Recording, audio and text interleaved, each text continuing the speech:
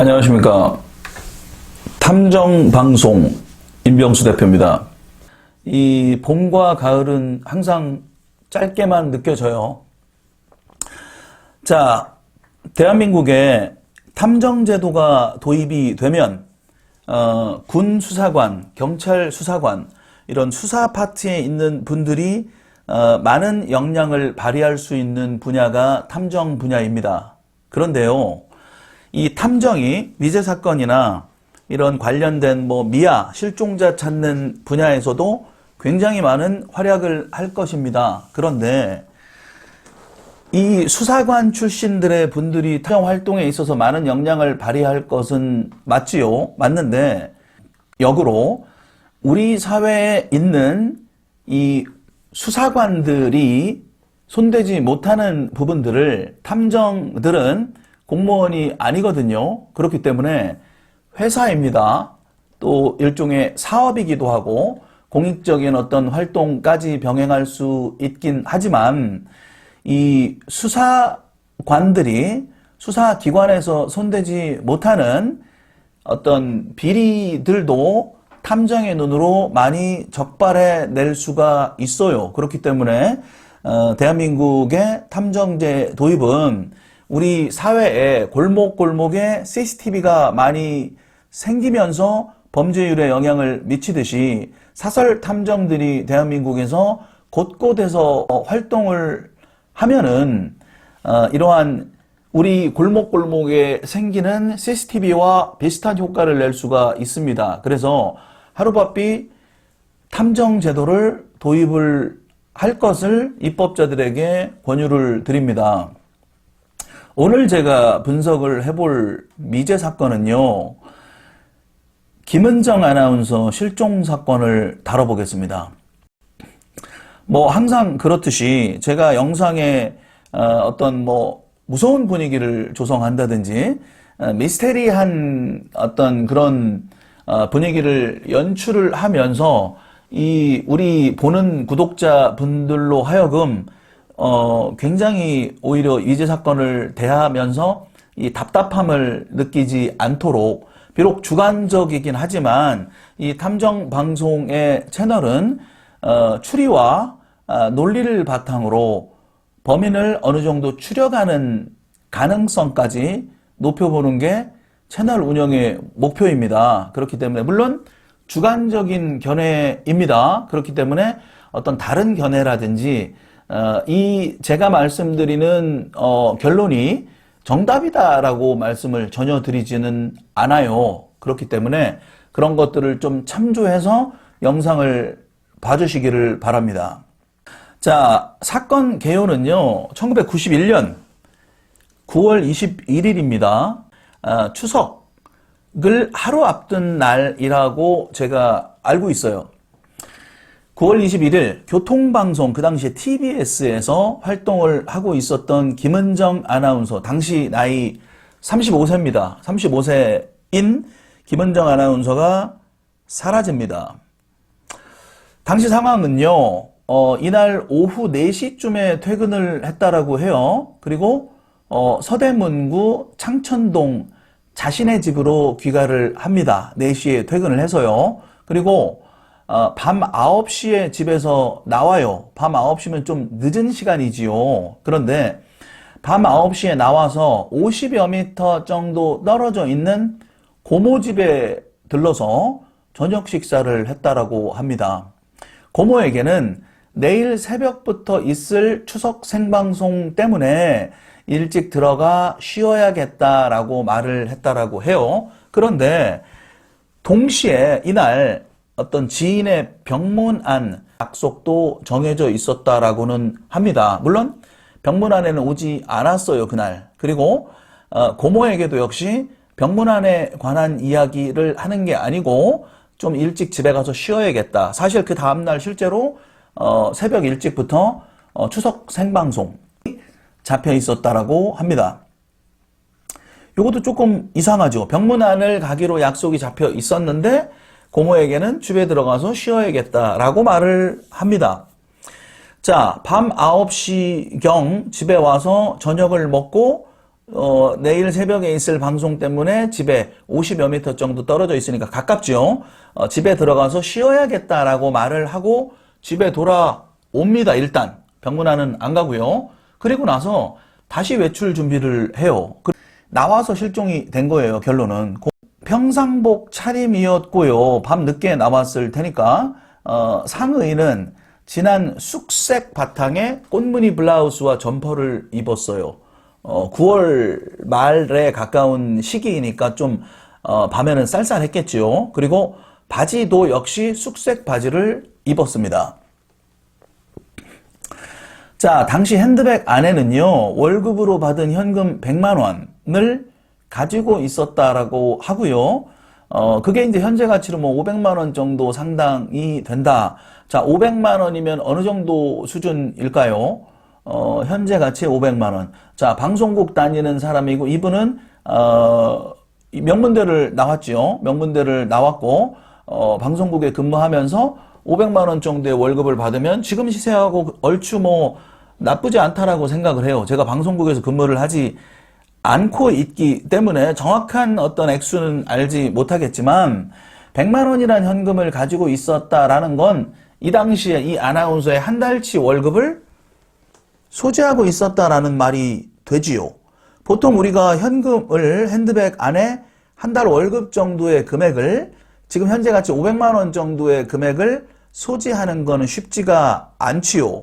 물론 지금처럼 뭐 신용카드가 활성화가 되어 있지 않기 때문에 현금을 좀 주로 많이 쓰기는 했었어요. 이 당시에. 하지만 한 달 월급에 해당되는 현금을 가지고 다닌다라는 거는 일종의 어떤 용도가 있었지 않았을까라고 생각이 듭니다.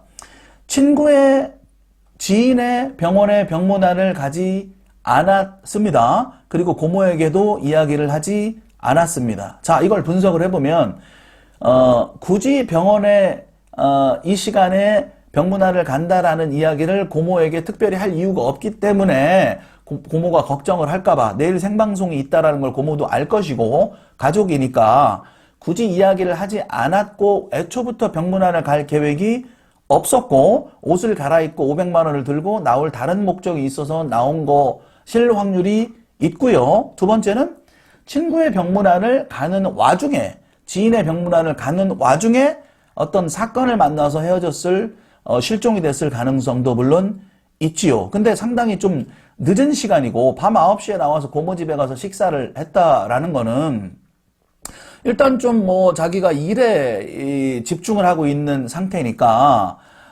식사를 좀 간단하게 마치는 게 목적이었기 때문에 고모네 집에 가서 먹었다.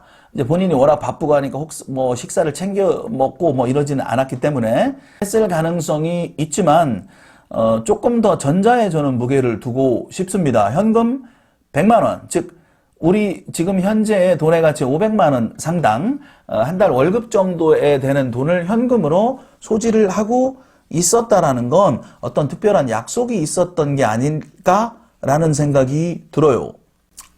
실제로 집에 들어왔다가 옷을 입고 다시 나가요. 근데 이게 나간 게 병문안을 가기 위한 목적으로 옷을 입고 나갔다가 사건이 벌어진 건지 같은 말이긴 하지만 누군가를 이 100만 원을 소지하고 만나기 위해서 옷을 입고 나간 건지 이 두 가지인데 이 첫 번째 예를 말씀을 드릴 때는 첫 번째 경우가 좀 높을 것 같다고 말씀을 드렸고 지금 이건 순서를 좀 바꿔서 말씀을 드린 건데 여기서도 누군가를 만날 약속이 좀 먼저 되어 있지 않았을까라는 생각이 들고요. 이 나간 시간이 굉장히 식사가 끝나고 뭐 1시간이라면 대략 한 10시 가까운 시간, 밤 10시 전후의 시간이 되지 않았을까라는 생각이 듭니다. 어쨌든 나간 상태에서 실종이 됩니다. 지금은요, 뭐 경부고속도로도 있고 중부고속도로 있고 뭐 제2 중부고속도로 뭐 무슨 고속도로가 정말 이 거미줄처럼 굉장히 도로가 잘 돼 있죠, 우리나라가. 그런데 이 91년 이맘때만 해도요, 뭐 서울에서 부산까지 뭐 몇 시간이 걸리고 뭐 굉장히 교통이 막히던 때였어요. 그러니까 교통 인프라가 지금보다 훨씬 적었다는 거죠. 고속도로의 숫자도 적고 그렇기 때문에 이 교통량이 어디가 좀 막히고 현재 몇 시간이 걸리고 라는 그런 실시간 방송을 많이 했어요. 제가 어렸을 때 기억에도 이 91년이면 제가 중고등학교 다닐 때였고 정부는 그 노태우 정부 시절이었던 걸로 저는 기억을 하는데 지금은 물론 이제 사회가 뭐 다원화되고 결혼하지 않는 사람들도 굉장히 많고 하기 때문에 고향에 있는 부모님이 서울에 오는 경우도 있고 뭐 여러 가지 분산이 되고 뭐 명절날 연휴 날짜도 충분하게 많이 주고 또 주 5일 근무제 때문에 토요일 일요일 날은 쉬는 사람들이 훨씬 많고 하기 때문에 분산이 많이 되지요. 그런데 이때는 주 6일 근무였고 또 고속도로 인프라도 굉장히 지금보다 낮은 상태였고요. 또 우리의 이 민족의 이동이 이루어지는 명절이 추석과 설이거든요. 그런데 설보다는 추석이 민족의 대이동이라는 표현을 많이 쓸 정도로 교통량이 굉장히 많은 시기입니다. 자, 왜냐면 이때가 이제 뭐 서양에서 따지면은 뭐 추수감사절, 땡스기빙 데이라든지 그런 좀 풍요로운 때이란 말이에요. 그렇기 때문에 교통량이 가장 많은 민족의 대이동이라 불리우는 날이었다. 그래서 교통방송도 이날 특별 생방송을 편성을 해서 이제 고향길에 가는 운전자들에게 교통정보 등을 제공을 합니다. 지금은 뭐 인터넷이라든지 여러 매체들이 있지만 이때는 TV와 라디오 또 신문 이게 전체 매체의 대부분을 차지하던 시대였지요. 자, TBS는요 추석 당일인 22일 그러니까 당일 여느 때처럼 특별 생방송을 편성을 하고요. 새벽 5시부터 시작될 생방송의 진행을 이 김은정 아나운서가 맡기로 되어 있었다라고 합니다. 그렇기 때문에 방송국도 굉장히 분주했겠죠. 자, 생방송을 코앞에 두고 있는 상황에서 이 김은정 아나운서가 출근을 하지 않습니다. 그 전날 밤에 실종이 된 거예요. 자, TBS에 재직한 이후로 한 번도 방송을 펑크낸 적이 없고 뭐 개인적인 사정이 있겠지라고 생각을 하면서 새로운 진행자로 대체를 하고 생방송을 이어갔다라고 합니다. 이화여대를 나온 이 머리가 굉장히 좋은 분이지요. 명문대를 나온 분이에요. 좀 똑똑한 분입니다. 그런데 굉장히 우리가 명문대를 갔다라는 건 머리가 좋은 경우도 있지만 일단 성실함을 답보로 하지 않을까라는 생각을 저는 해요. 소위 말해서 명문대를 진학하는 분들의 특징은 물론 타고난 머리도 있겠지만 정말 타고난 성실함을 바탕으로 꾸준한 공부와 노력과 어떤 학습 성취욕이 있는 분들이 많지요. 그렇기 때문에 당연히 방송을 펑크낸 가능성은 많지가 않았을 것으로 당연히 추정이 되고 실제로도 그랬다라고 합니다. 자, 가족들과 TBS 동료들, 방송 관계자들, 뭐 그 방송을 시청하는 분들까지 굉장히 답답한 상황이었겠지요. 그래서 실종 3일째 되던 날 혹시 신변에 이상이 있는 것 같다라는 생각을 하고 경찰에 가출 신고를 합니다. 그래서 이 당시에 경찰에서는 비공개 수사를 했다라고 해요. 자, 이 김은정 아나운서의 언니가요, 매일 오전 7시에 TBS로 동생 대신 출근을 합니다. 출근을 해서 이 주인 없는 책상으로 걸려오는 전화를 일일이 받으면서 이 동생의 소식을 기다리지요. 그리고 그러한 어떤 단서를 찾을 만한 것들을 찾기 시작해요. 이 언니가. 이제 탐정의 역할을 한 겁니다. 사실. 그 현장에 들어가서. 혹시나 하는 마음으로 기다렸지만 2019년 6월 현재까지도 김은정 아나운서 행방은 없어요. 영주 출신이고요. 이 김은정 아나운서의 아버지가 의사였다라고 해요. 그리고 1남 5녀 중에 6남매 중에 둘째로 태어났고 1978년 이화여대 신문방송학과를 졸업을 합니다. 그리고 같은 해에 동아방송 아나운서로 사회생활을 시작했고 다음 해에 1979년에 결혼을 해요. 그런데 결혼을 한 이후 2달 만에 이혼을 합니다. 자, 지금은 시대가 많이 바뀌었어요. 1991년이면 뭐 2002년, 2011년 지금 거의 뭐 한 28년 정도 됐지요. 한 30년 가까운 세월이 됐지요. 여권도 굉장히 많이 신장을 했고 결혼을 꼭 하지 않아도 된다라는 문화가 굉장히 많이 발전을 했지요, 지금 현재. 근데 그 당시만 해도, 물론 지금도 약간의 어떤, 상처가 될 수는 있어요, 이혼을 한다라는 게. 근데 그 당시만 해도, 아버지가 의사이고, 이 굉장히 어떻게 보면 상류층 집안으로, 집안일 가능성이 좀 높아 보이는데, 이혼을 했다라는 건 약 30년 가까운 시간에 전에 보면, 사회적으로 약간은 큰 상처가 됐을 수가 있고 어떤 가십거리가 됐을 가능성도 있어요. 이 사람은 일종의 또 공인이었고요.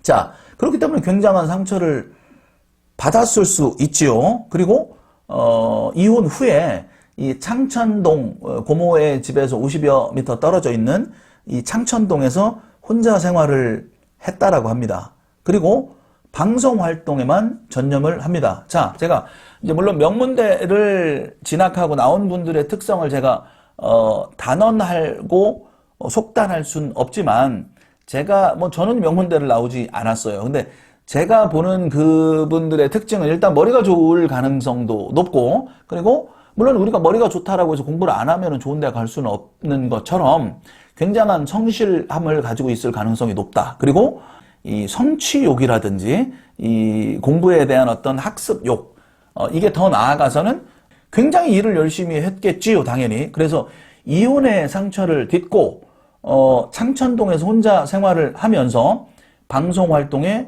전념을 했다라고 합니다. 1984년에 이 KBS라는 곳으로 이직을 합니다. 그래서 5년 동안 라디오 리포터로 일을 했고요. 1989년에 TBS라는 방송국이 새로 개국을 하면서 그 개국 멤버로 들어가요. 이직을 합니다. KBS에서. 그래서 실종전 바로 직전까지 안녕하십니까? TBS와 함께의 김은정입니다. 라는 프로의 진행을 맡습니다. 자, 경찰은 이제 실종 이후에 가족, 지인, 직장 동료 등을 상대로 수사를 벌이겠지요. 직장 동료들에게서 비관적인 얘기를 한 가지를 근데 들어요. 당시에 시기가 9월 21일이었죠. 그런데 그 같은 해에 4월 15일에 프로그램 개편이 있었다라고 해요. 그럼 우리 이제 라디오 프로나 TV나 여러 가지 어떤 채널을 우리가 시청을 하면서 우리 이런 얘기 듣잖아요. 라디오 MC들이 지금 개편 시기입니다. 또는 청취율 조사 기간입니다. 이런 얘기 혹시 들어보셨죠? 자, 이런 제가 방송국 생활을 해보진 않았지만 이분들에게는 굉장히 예민한 시기라고 합니다. 그래서 4월 15일 프로그램 개편 이전까지는 교통시대, 공동 MC 등 비교적 비중 있는 프로그램을 맡았지만 이 4월 15일 개편이 진행된 이후에 정규 프로그램이 없이 단막 뉴스 등만 간헐적으로 맡게 됐다라고 해요. 그러니까 우리가 이 탤런트나 연예인들 보면은 출연을 많이 하면은 수입도 높아지고 명예가 많이 높아지잖아요. 유명세가. 그죠? 근데 이제 아나운서들도 어떤 이유였는지는 모르겠지만 김은정 아나운서가 개편 이후에 뭔가 좀 단막 뉴스 이런 것들만 간헐적으로 맡게 되었던 회사 안에서의 스트레스가 있었다라고 합니다. 자, 명문대생들에 대한 제가 명문대를 안 나왔기 때문에 제가 함부로 판단하기에는 좀 죄송스러울 수 있지만 명문대생들은 공부를 굉장히 열심히 하고 무언가에 열심히 해서 성장해 나가고 싶은 그러한 욕구가 굉장히 많을 것으로 저는 봅니다. 의욕이 굉장히 강한 분들이 명문대에 많이 진학을 하는 분들의 특징이라고 저는 보고요. 물론 일단 머리도 좋아야 되고요. 자, 이렇게 정규 프로그램 없이 4월 15일 개편 이후로 단막 뉴스만 간헐적으로 맡게 되면서 이 방송국의 동료들의 진술이 그래요. 어떤 이야기를 하냐면 김은정 아나운서가 후배들 보기가 좀 부끄럽다. 창피해서 죽겠다. 수면제를 사러 약국에 갔는데 내 얼굴을 알아보고 팔지를 않더라. 전동차에 뛰어들어 죽고 싶지만 그 처참한 모습이 보도될까봐 두려워서 못하겠다 등의 말을 했다라는 이야기를 동료들, 그 주변인들, 직장 내 주변인들이 진술을 합니다. 혹시 자살의 가능성이 있지 않냐? 라고 생각하지만 동시에 가족이나 동료들은 자살까지 할 가능성은 높지 않다라고 대부분 이야기를 했다라고 하고요. 제가 볼 때도 자살의 가능성은 높지 않을 거로는 보여요, 느낌이. 자, 이 김은정 아나운서가 직장이나 이 결혼 문제로 고민을 한 것이 사실이지요. 하지만 90년 가을 프로그램 개편 당시보다 이 91년 봄 개편 때에는 오히려 이 사내 입지가 더 강화되었다라는 것이 또 알려집니다. 자, 이 김은정 아나운서가 실종된 다음 날 추석 특별 생방송 진행을 맡는 등 직장 문제로 인한 잠적이나 자살 등은 설득력이 좀 약하다. 바꿔 얘기하면 아침 5시부터 새벽 5시부터 현장 생방송을 진행을 하기로 했잖아요. 추석 특별 생방송을 진행을 앞두고 있다라는 건 다시 입지가 좀 강화되고 있다라고 볼 가능성이 좀 높아지는데 굳이 자살까지 했을까라는 그러한 생각이 듭니다. 자, 이제 경찰이 다각도로 수사를 하지요.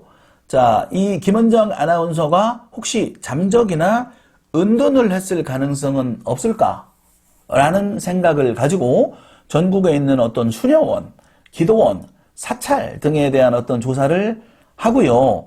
또 이제 해외로 떠난 게 아니냐라는 의구심으로 이 출국자 명단도 다 보지만 성과가 없었다라고 합니다.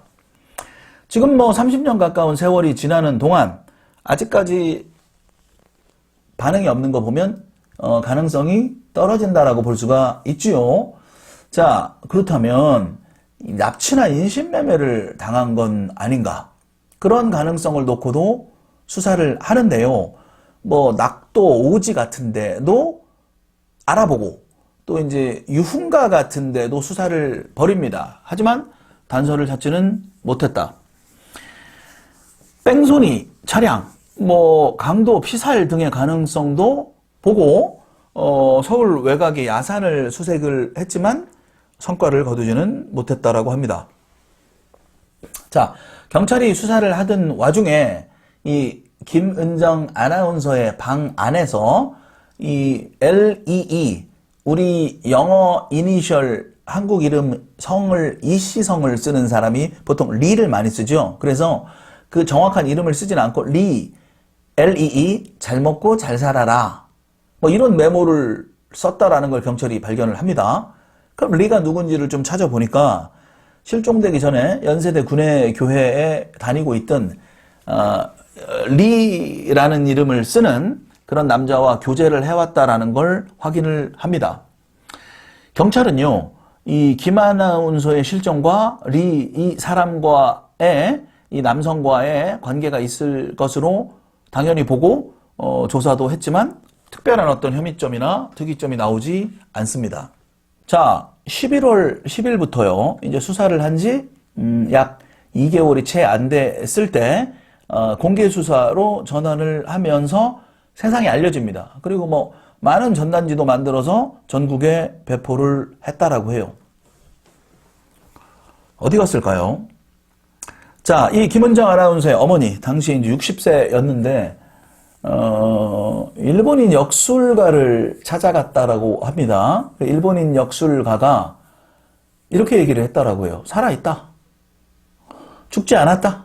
라고 이야기를 하고 기다렸지만 지금 뭐 30년 가까운 세월이 지났지만 안 나타나고 있지요. 그러면 사망했을 가능성이 높은 걸로 보입니다.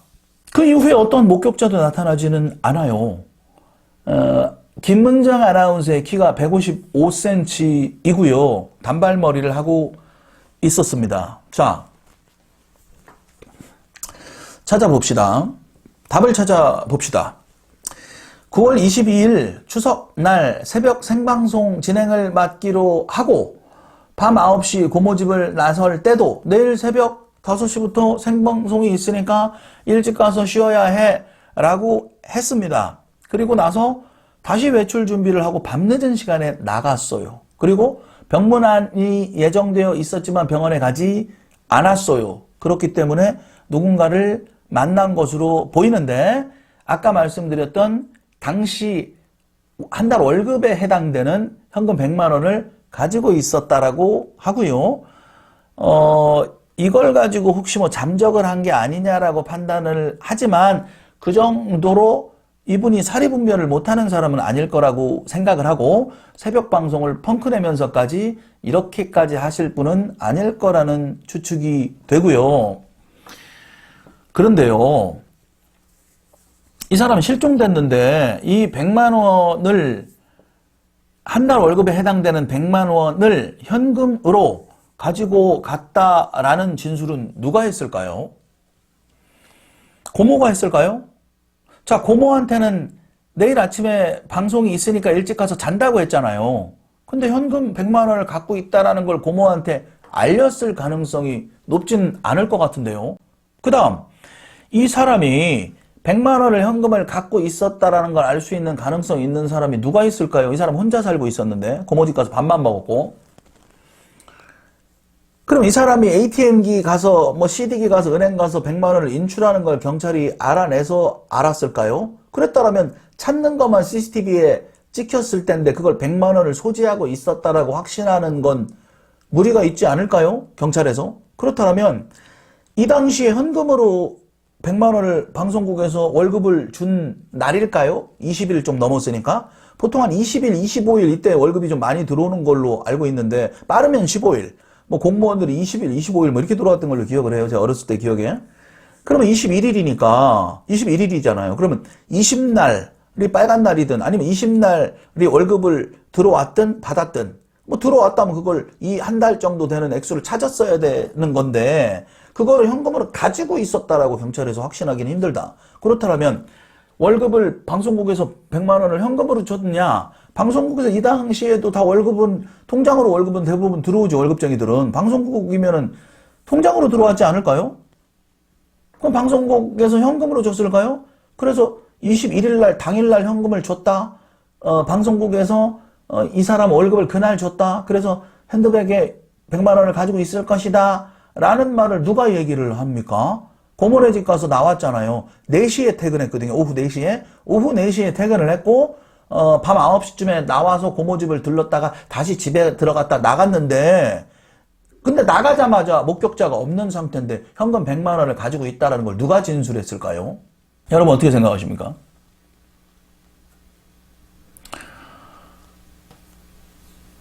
치정관계냐, 교통사고냐, 강도살인이냐, 납치, 인신매매냐, 자진도피냐.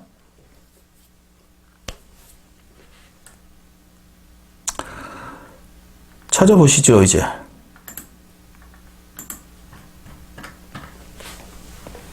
교통사고라고 가정을 해봅시다. 밤 10시 넘어서 나갔습니다. 추석 전날입니다. 추석 당일날도 귀성을 하지만 추석 전날도 귀성을 많이 하지요. 창천동입니다. 서대문구. 시내예요. 시내 한복판입니다. 영등포와 좀 인접해 있죠. 자, 창천동 이 주택가 또는 아파트 단지 중에 하나겠죠. 근데 이제 주택가가 좀 많았을 거라고 판단이 돼요. 91년도에. 뭐 어떤 주거 형태인지는 모르겠지만 자, 나갔습니다. 교통사고가 났다라고 가정을 해보자고요. 추석 당일 전날이기 때문에 추석 준비들을 하지 않겠습니까? 그리고 터미널이나 어떤 역이나 이런 데 사람들이 득실득실하죠. 사람들이 대중교통을 이용하는 역이나 터미널이 막히겠죠. 그 다음 고속도로, 국도가 막힐 것으로 추정이 돼요. 이 시내 한복판, 창천동 이 안에 그렇게 차들이 굉장히 많을 것 같지는 않다라는 생각이 들어요. 그리고 교통사고가 났다라면 물론 목격자가 없는 상태에서 뭐 뺑소니가 일어나고 뭐 이럴 수는 있지만 흔적이 지금 전혀 없어요. 전혀 없기 때문에 가피를 떠나서 흔적 자체가 없기 때문에 교통사고 확률은 떨어집니다. 그 다음 자살이냐. 개편에 의해서 정규 프로그램 없이 단막 뉴스만 간헐적으로 맡게 되면서요. 후배들에게 부끄럽다. 창피해서 죽겠다. 수면제를 사러 약국에 갔는데 알아보고 나한테 안 팔더라. 근데 수면제를 사러 가긴 간 거네. 그죠? 근데 안 팔더라.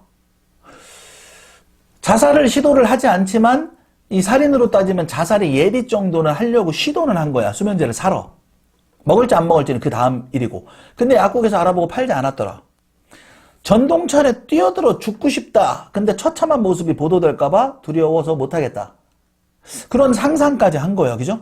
후배들 보기 부끄럽다. 창피해 죽겠다. 이분이 명문대 출신이고 이러한 어떤 그런 자존심도 굉장히 강했을 것으로 생각이 드는데 그런 사람이 이런 생각을 했을 가능성이 이런 이야기를 진술을 했다라는 걸 미루어 볼 때 자살이 아니냐. 라는 가능성에 무게를 놓고 판단을 해보면 이 당시 기준으로는 그렇게 했지만 9월 22일 생방송이 예정돼 있었고 오히려 이제 이 봄 개편, 즉 내년에는 이 회사 내 입지가 더 강화될 예정이었다라는 말을 하기 때문에 굳이 죽을 필요가 있냐? 그리고 이날 꼭 죽을 필요가 있냐? 자살할 가능성이 있냐? 생방송을 펑크 내면서까지. 물론 자살한 사람이 뭐 생방송 생각을 하겠냐 이렇게 판단할 수도 물론 있지만 어쨌든 입지가 강화될 예정이었어요. 그렇기 때문에 내 입지가 약화되었을 때 죽고 싶다라는 말까지 할 정도의 특성을 가진 사람이라면 입지가 강화되는 것이 동료들이 진술할 정도로 확실한 분위기라면 자살할 가능성은 떨어진다라고 봅니다. 그런데요. 내년에 이 김은정 아나운서의 입지가 강화될 예정이라는 그러한 것들을 동료들이 진술을 합니다. 동료들이 진술을 해요.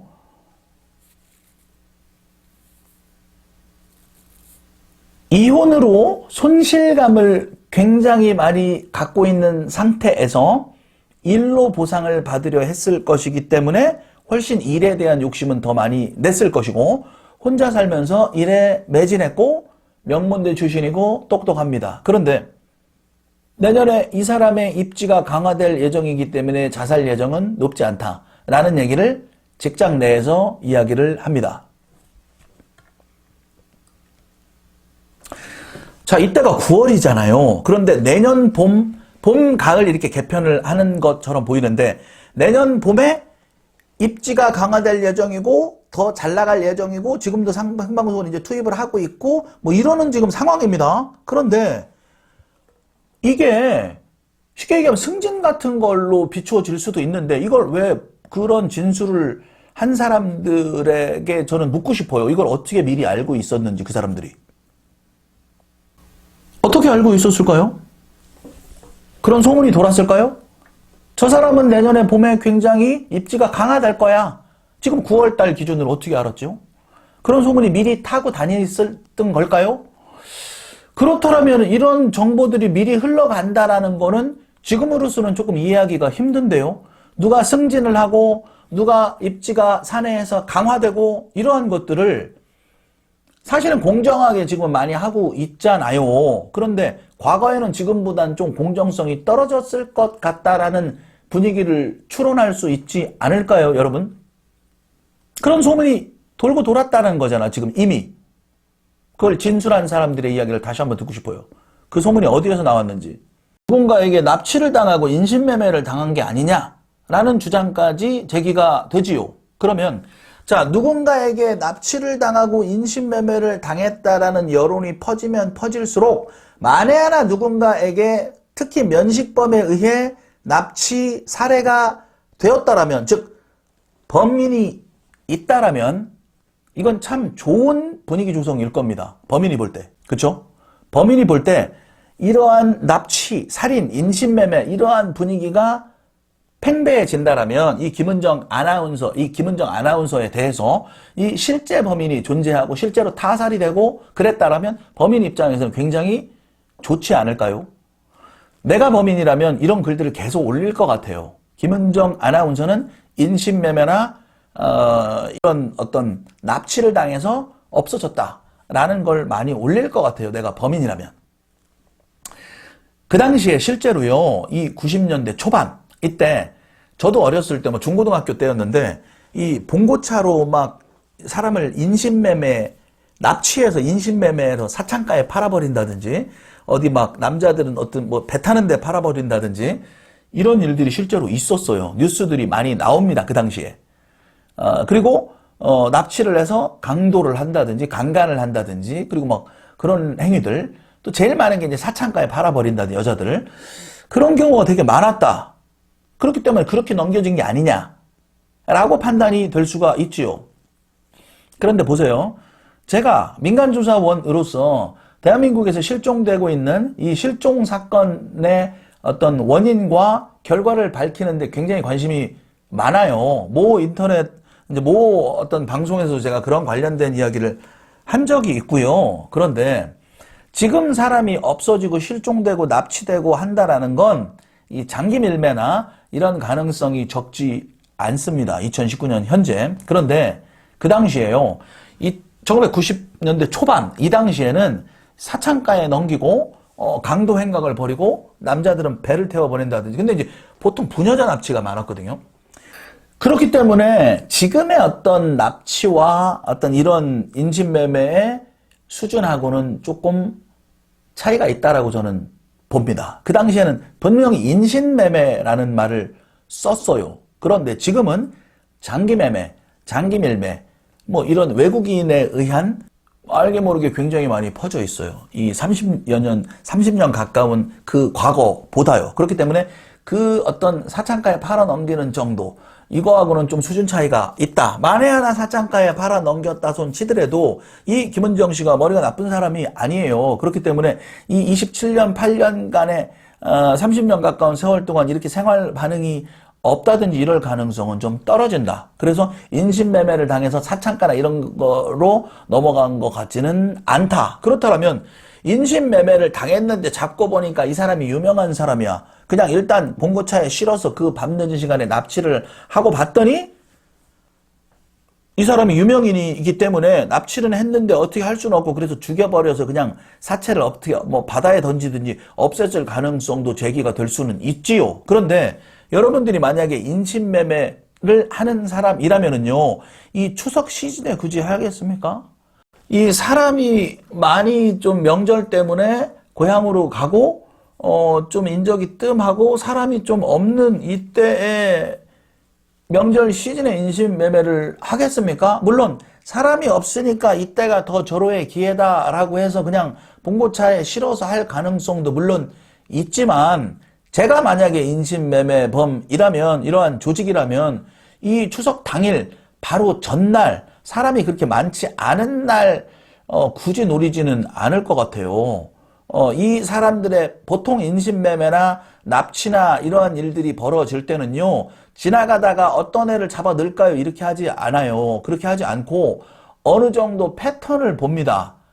대상자를 어느 정도 체크를 한 다음에 좀 어느 정도 패턴을 분석한 이후에 납치를 하는 가능성이 물론 있어요. 물론 이제 강남 한복판이나 이런 데서 그냥 정말 무식하게 인신매매를 하는 경우도 있을 수는 있지만 굳이 이렇게 사람이 한적하고 없는 때에 맞춰서 할까라는 생각이 들고요. 이 당시에 인신매매를 하는 사람들이 뭐 특정 외국인이나 이럴 가능성보다는 한국 사람일 가능성이 훨씬 더 높거든요. 그러면 이 사람들도 고향을 갈 확률이 높아요. 가족이 있을 확률도 높고 어쨌든 돈을 벌어서 일가 친척 중에 피부치라도 한두 명이 있을 가능성이 왜 없겠습니까? 그러니까 굳이 이때 맞춰가지고 인신매매를 자행해서 찾았는데 납치를 했는데 사창가에 팔아 넘기고 이러한 것들은 납치를 해서 바로바로 진행이 돼야 되는데 그 다음날 아침이 명절이란 말이에요. 그러니까 이럴 가능성은 그렇게 많지는 않다라고 저는 봅니다. 유명인이기 때문에 죽였다? 이럴 가능성도 물론 유명인이니까 죽였을 가능성도 있지만 인신매매 자체가 벌어질 가능성은 높지 않다. 저는 이 100만 원에 포커스를 맞추겠습니다. 한 달 월급에 맞추겠습니다. 이 똑똑한 여자가요. 이 밤늦은 시간에 아무 약속도 없이 신뢰감 없는 이런 좀 위험천만한 행동으로 무모하게 이 밤 시간에 나갈 가능성이 과연 있을까라는 생각이 듭니다. 새벽 5시부터 방송을 해야 됩니다. 특별 생방송을 해야 되는데 이 밤 9시에 고모네 집에 가서 밥을 먹고 집에 왔으면 뭐 9시 반 이상 됐을 거 아닙니까? 10시.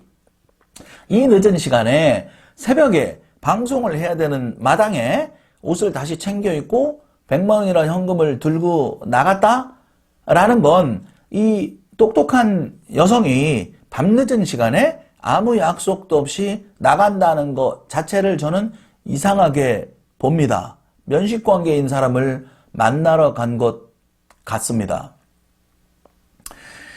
그리고요, 실종 당일 고모를 빼고는 100만 원을 백에 갖고 있었다라는 것을 알 수 있는 방법이 가능성이 높지 않을 것 같아요. 고모밖에 없거든요, 지금.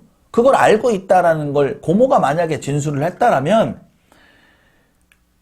어느 정도 퍼즐이 어느 정도는 이해가 되는데 고모한테는 집에 들어가서 쉰다고 했어요. 물론 이랬을 수는 있어요. 그날 월급을 받았어. 그 전날 월급을 받았어. 그랬는데 고모 나 월급을 받았어. 내가 지금 백에 100만 원을 가지고 있어. 근데 내일 아침에 방송이 있어. 그리고 밥 먹고 집에 왔을 수는 있지요. 그죠? 그런데 보세요. 이 사람 퇴근 시간이 오후 4시라니까요. 4시에 퇴근하고 밤 9시에 밥 먹으러 갔어요. 밤 9시에 밥 먹으러 가는데 굳이 밥 먹으러 가는데 100만 원을 현금으로 들고 가서 고모한테 그 얘기를 할 가능성도 떨어지잖아요, 여러분. 그러니까 이 100만 원을 누가 진술했는지가 중요합니다. 연휴 시즌입니다. 추석 연휴 시즌이면은요, 여러분 김영란법이 뭔지 아시죠? 3만 원 이상을 받으면 처벌받습니다.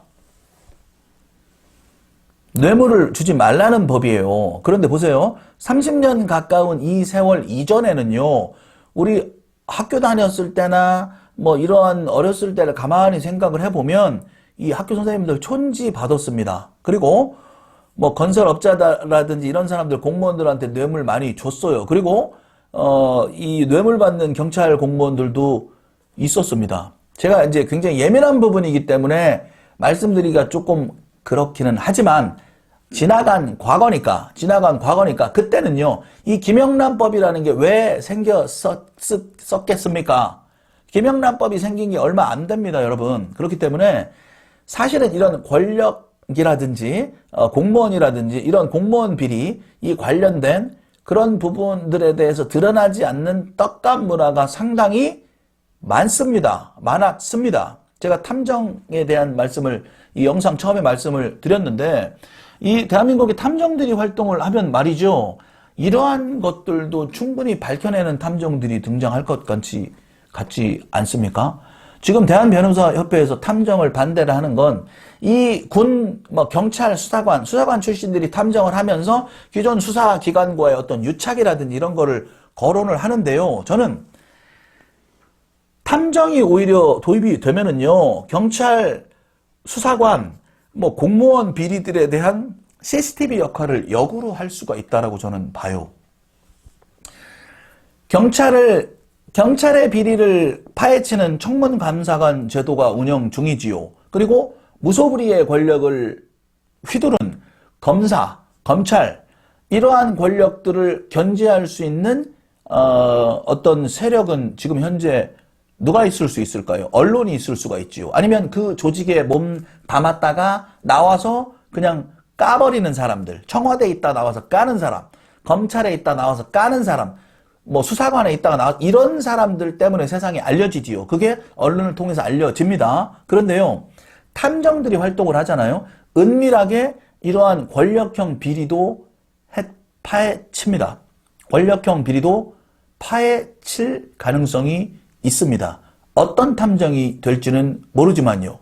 자, 저는요, 이 현금 100만 원, 이 김은정 씨가 한 달 동안 열심히 일한 한 달 월급에 해당되는 이 100만 원을 돈을 들고 나간 사람, 돈을 들고 나간 걸 아는 사람에게 묻고 싶고요. 이걸 어떻게 알았는지. 그리고 이 100만 원을 왜 그 진술이 맞다라면 이 100만 원을 왜 들고 나갔는지, 이 100만 원을 써야 할 사람을 만나러 간 것은 아닌지, 또는 이 100만 원을 써야 할 사람을 만나게 해준다라는 말로 김은정 씨를 누군가가 유인한 것은 아닌지, 그렇다면 이 100만 원의 용도는 정확한 용도가 무엇인지, 왜 김은정 씨가 한 달 월급에 해당되는 돈을 가지고 이 밤 늦은 시간에 다음날 아침에 생방송을 앞둔 이 마당에 밤 9시에 식사를 하고 4시에 퇴근한 사람이 누구를 만나러 갔는지 그걸 알고 싶습니다. 추석 명절은요, 제가 좀 전에 잠깐 언급을 했지만 예민한 부분입니다. 지금은 많이 투명해졌습니다. 김영란법이라는 것도 그렇고요. 이 공무원 생활을 내가 물론 안 해봤어요. 안 해봤지만 과거에 비해서 우리가 이건 제가 개인적인 의견을 이야기하지 않더라도 국민들께서 보실 때도 우리가 언론을 통해서 공무원의 비리들은 우리가 많이 알고 있었던 것이기 때문에 저는 그 부분을 조금 합리화를 하고 싶어요. 자, 그러한 언론을 통해서 저도 많이 알게 됐으니까요. 그래서 그러한 것들이 우리 사회가 투명해지면서 김영란법이라든지 어떤 뭐 청문감사관 제도라든지 그 내부 어떤 뭐 내부자들을 통한 어떤 공개라든지 이러한 것들을 통해서 공무원 조직 또는 어떠한 회사의 조직, 그게 사학이 될 수도 있고 여러 권력형 조직 내 비리가 많이 투명해졌습니다, 지금. 그래서 거의 없는 걸로 저는 믿습니다. 그리고 믿고 싶어요. 하지만 때가 거의 한 30여 년 가까운 시기에 과거로 거슬러 올라갑니다. 김영란법 없었고요. 승진비리, 채용비리 지금보다 훨씬 많았을 것입니다. 자, 저는요, 이 100만 원의 정확한 용도를 알고 싶고요. 이 100만 원의 정확한 용도를 알고 싶은 동시에 이 100만 원이라는 돈으로 이 여자 아나운서가 이 밤 늦은 시간에 100만 원이란 현금을 들고 나간 거를 아는 사람도 희한하고 이 아는 사람이든 어쨌든 간에 이게 그 사람 말이 사실이라면 이 100만 원을 들고 나갔을 때의 정확한 용도와 더불어 이 100만 원이란 돈을 가지고 조직 내에서 또는 조직 외에서 어떤 일을 해낼 수 있는지 용도와 연결되는 말이겠죠, 이게. 이 100만 원의 정확한 용도와 연결시켜서 이 조직 내 외부에서 어떤 일을 할 수가 있는지, 그리고 내가 어떤 걸 얻을 수가 있는지, 어떤 이해관계 속에서 움직여질 수 있는 돈인지 그 돈의 정확한 용도의 시세를 알고 싶습니다. 시세. 과연 이 당시에 1991년도에 500만 원의 현재 가치 500만 원에 상응하는, 물론 약간의 차이는 있을 수 있죠. 그 당시에 100만 원이란 돈으로 과연 어떤 일을 해낼 수 있었는지 정확한 그 당시에 돈의 목적, 즉 용도와 시세를 알고 싶습니다. 여러분, 떡값이라는 용어 들어보셨지요? 추석과 설을 비교를 해보겠습니다. 설은요, 우리의 민족의 최대 명절이 추석과 설이 있는데요. 설은 우리가 딱 생각나는 게 세뱃돈이 생각납니다. 아이들에게 세뱃돈을 주지요. 그죠? 그리고 새해 덕담을 나눕니다. 그럼 추석하면 뭐가 생각이 납니까? 여러분, 설보다는 추석 때 훨씬 더 많은 선물이 생각나지 않습니까? 그때가 훨씬 더 풍요로운 시즌이지요. 명절이 되면 내 스승, 내 선배, 내 상사, 내 어른, 내 가족들에게 선물을 합니다. 이게 뇌물로 만약에 공여가 된다면 그것은 떡값으로 불려집니다. 저는요, 면식범이 불러냈을 거라고 봅니다. 그리고 이 100만 원의 출처와 이 100만 원이라는 금액을 정확히 알고 있다라는 사실, 그리고 이 100만 원의 정확한 용도, 그리고 이 100만 원이라는 돈이 어떻게 쓰여지는지 그 당시의 시세를 알고 싶고요. 이러한 원인들로 김은정 씨를 누군가 유인해서 불러냈을 것으로 봅니다. 그렇다면 이 사람이 살아있느냐 죽어있느냐, 저는 안타깝게도 살아있지는 않을 것으로 보이고요. 마지막으로 한 가지만 제가 제기를 하면서 영상을 마치겠습니다. 방송국 내에서요, 개편 이후에 4월 15일 개편 이후에 입지가 하락했습니다. 정규 프로그램에서도 하차했습니다. 간헐적으로 단편 프로그램에만 출연했다라고 나왔다라고 합니다. 그런데요, 이 하락하던 입지가 왜 다시 강화될 예정이었을까요? 물론 이분의 능력이 출중했다가 무언가 실력이 좀 떨어졌다가 다시 개편해서 하락했다가 그래서 진행되다가 다시 한번 이 김은정 아나운서의 능력이 발굴이 되면서 입지가 강화될 예정이었을 확률도 물론 있지요. 하지만 시대적인 또는 조직적인 그러한 지금보다는 훨씬 더 투명하지 않고 선진화되어 있지 않을 확률이 높았을 가능성이 있다라고 저는 판단이 됩니다. 주관적인 의견입니다. 이유와 과정이 어떻든 간에요. 이 김은정 아나운서의 입지가 강화될 분위기를 미리 진술한 동료들이 예측을 하고 있었다라는 겁니다. 9월 달에 내년 봄 개편에는 강화될 예정입니다라는 걸 미리 알고 있었어요. 이 사람이 내년엔 좋아질 것이다라는 걸. 그리고 이러한 김은정 아나운서의 입지가 강화될 분위기에서 혹시 상대적인 피해를 볼 만한 사람은 없었을까요? 경쟁 사회와 조직이었을 것입니다. 일시적으로 좀 감금을 당했을 가능성도 있을 거라는 생각이 들어요. 그게 장기적인 감금으로 이루어졌을 가능성도 있지는 않았을까? 그러면서 좀 안 좋은 강력 사건으로 이어졌지 않을까라는 생각도 듭니다. 아나운서는요, 이미지가 상당히 좋습니다. 그래서 재벌가의 며느리로 가기도 하고요. 권력자들에게도 심지어 이미지가 굉장히 좋은 직업입니다. 물론 당사자의 생각과 매치가 된다면 말입니다. 지극히 주관적인 의견입니다.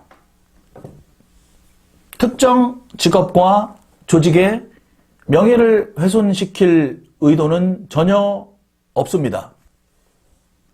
대단히 감사합니다. 탐정방송 임병수 대표였습니다.